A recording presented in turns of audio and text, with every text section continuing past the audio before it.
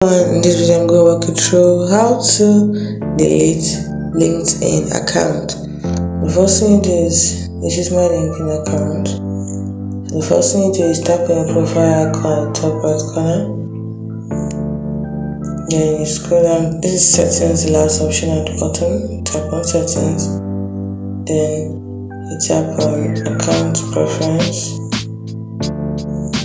And at the bottom, you can see hibernate accounts and close accounts. There are two ways you can delete the account. If you tap on hibernate account, it means that your account will be deactivated temporarily, but you can reactivate it after 24 hours by logging back in.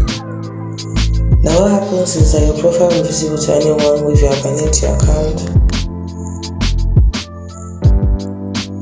Your previous activity will remain intact, but your profile photo and name will be removed from it. Others won't be able to find and message you. So, if you want to continue, simply tap on hibernate at the bottom. But if you do not want, let's say you totally want to delete it, tap on close account. So, if you close your account, you lose touch with all your connections.